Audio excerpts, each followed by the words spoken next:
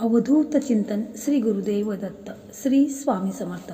स्वामी महाराज तुमच्या मनातील सर्व चांगल्या इच्छा ह्या लवकरात लवकर पूर्ण करोत एवढीच स्वामींच्या चरणी मी प्रार्थना करते आणि आजच्या व्हिडिओला सुरुवात करते। तर आजच्या या व्हिडिओमध्ये आपण पाहणार आहोत की श्रेयांनी दत्तगुरूची उपासना ही करावी की नाही करावी, त्या संदर्भातच आजचा व्हिडिओ आहे। तर व्हिडिओ तुम्ही स्किप न करता शेवटपर्यंत नक्की पहा आणि जे कोणी चॅनलवरती नवीन असाल तर त्यांनी चॅनलला सबस्क्राईब करा। तर 26 डिसेंबर मंगळवारी दत्त जयंती आलेली आहे। या दिवशी दत्तगुरूंची उपासना कशा प्रकारे करायची आहे व उपासनेमध्ये आपल्याला कोणते नियम पाळायचे आहेत, संपूर्ण माहिती आपण या व्हिडिओमध्ये जाणून घेणार आहोत। दत्त हे जगद्गुरू असून हे सर्व जणांचे गुरु आहेत। दत्तगुरू हे ब्रह्मा, विष्णू, महेश हे देवांचे एकत्रित रूप आहेत। त्यांच्याकडे अनेक शक्ती, रिद्धी व सिद्धी पाणी भरतात। या त्रिमूर्तीच्या उपासनेत सर्व दुःख, कष्ट नाहीसे होतात। तर दत्तगुरूंना प्रसन्न करून घेणे हे अगदी सोपे आहे। त्यांनी 3 अवतार धारण केलेले आहेत, ते म्हणजे श्रीपाद, श्रीवल्लभ, त्याचप्रमाणे दुसरा अवतार श्री नरसिंह सरस्वती आणि तिसरा अवतार आहे श्री स्वामी समर्थ महाराज। हे त्यांचे 3 प्रमुख अवतार आहेत। या 3 अवतारांना जो कोणी शरण जातो त्याचे दुःख, कष्ट हे क्षणात नाहीसे होतात। या त्रिमूर्तीच्या चरित्र्याच्या उपासनेने दुःख, दारिद्र्य हे नाहीसे होतेच। ज्या घरामध्ये दत्तगुरूंची पूजा अगदी मनाभावाने, श्रद्धेने केली जाते त्यांच्या घरात भूत, बाधा, पिशाचे फिरकू शकत नाही।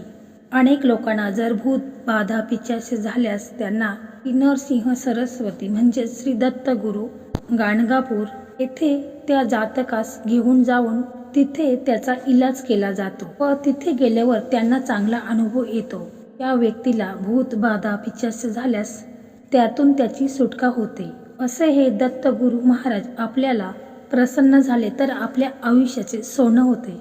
या दत्तगुरूंच्या उपासनेसाठी काही नियम आहेत, ते नियम पाळायचे आहेत आणि दत्तगुरूंची उपासना करायची आहे। तर ते नियम कोणते आहेत ते आता आपण पाहूया। त्यातील पहिला नियम असा आहे की दत्तगुरूंची आपण उपासना मनाने, श्रद्धेने करत असतो तर घरामध्ये मांसाहार करायचा नाही, मद्यपान करायचं नाही। जर घरामध्ये तुम्ही मांसाहार नेहमी करत असाल तर तुम्ही त्यावेळेस दत्तगुरूंची उपासना करत असाल त्यावेळेस तुम्हाला मांसाहार करणे हे टाळायचे आहे। घरात देखील तुम्ही मांसाहार बनवायचे नाही। त्याचप्रमाणे बाहेरून देखील तुम्ही खाऊन येऊ शकत नाही। त्याचप्रमाणे घरातील पुरुषांनी मद्यपान देखील करायचे नाही। मांसाहार व मद्यपान केल्यास दत्तगुरूंची कृपा होण्यापेक्षा अवकृपा होईल। घरातील प्रत्येक सदस्याने या नियमांचे पालन करायचे आहे। आता दुसरी गोष्ट आहे, दत्तगुरूंची आपण उपासना करत असताना कर्म चांगले ठेवा। म्हणजे दत्तगुरूंची उपासना करताना आपले कर्म हे चांगले ठेवायचे आहे। इतरांबद्दल मनामध्ये द्वेष, क्रोध हा उत्पन्न झाला नाही पाहिजे। त्याचप्रमाणे कुणाचे मन देखील दुखवायचे नाही। वरिष्ठांचा मान सन्मान करायचा आहे। मला त्रास होईल अशी कोणतीच गोष्ट आहे ती आपण करायची नाही। ज्यामुळे कर्म तेवढे चांगले ठेवाल तेवढे तुमचे प्रारब्ध हे चांगले होईल। दत्त महाराजांचा आशीर्वाद तुम्हाला प्राप्त होईल। त्याचप्रमाणे दत्तगुरूंची उपासना करताना भोबाटा करू नये। म्हणजे जी उपासना आपण करतो ती घरातील सगळ्यांना माहीत असतेच, परंतु बाहेरच्या लोकांना सांगत बसू नये। काही लोकांना सवय असते की मी दत्त उपासना करत आहे, मी हे व्रत करत आहे, मी असं करत आहे, तर असं भोबाटा करायचं नाही।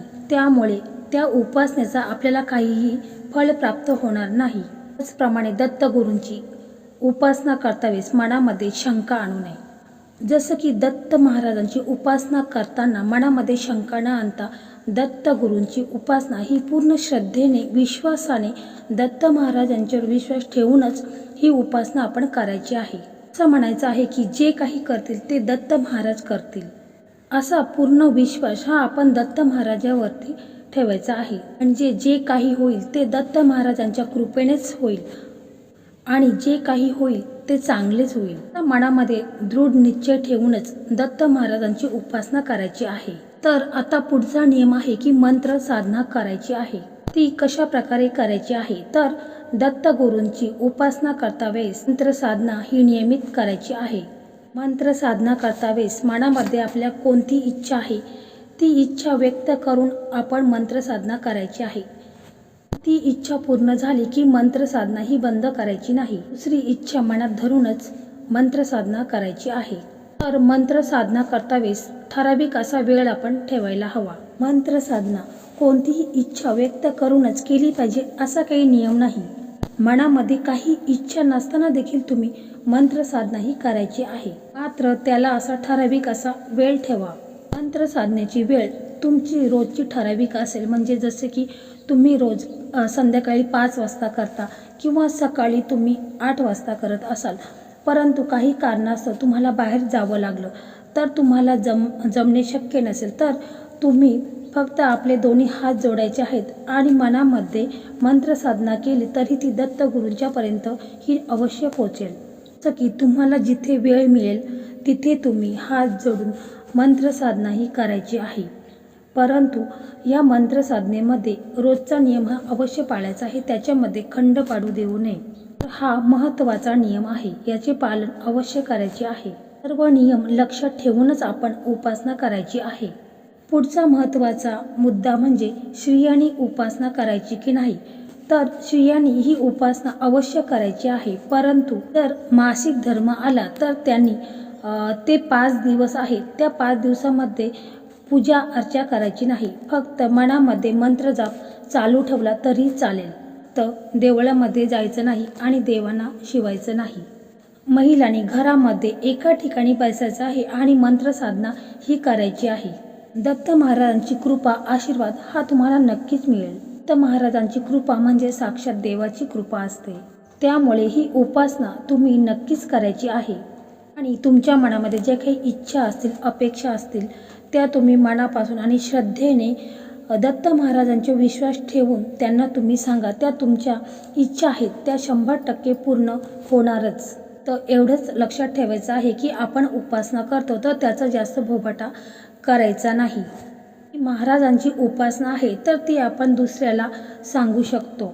जसं की तुम्ही उपासना करा, याचा तुम्हाला चांगला लाभ होईल, त्याचं तुम्हाला फळ मिळेल. उपासनेचा तुम्ही प्रचार करा, परंतु भोबाटा मात्र करू नये.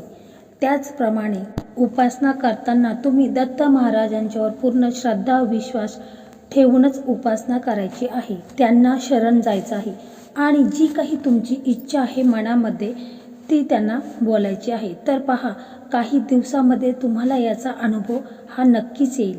दत्त महाराजांची कृपा आणि आशीर्वाद तुम्हाला मिळेलच, त्याच्यामध्ये काही शंका नाही. फक्त तुम्ही या नियमांचं पालन हे अवश्य करायचं आहे.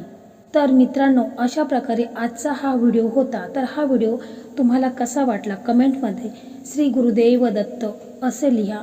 आणि जर तुम्हाला हा व्हिडिओ आवडला असेल तर व्हिडिओला लाईक करा, शेअर करा आणि चॅनलला सबस्क्राईब करा. धन्यवाद.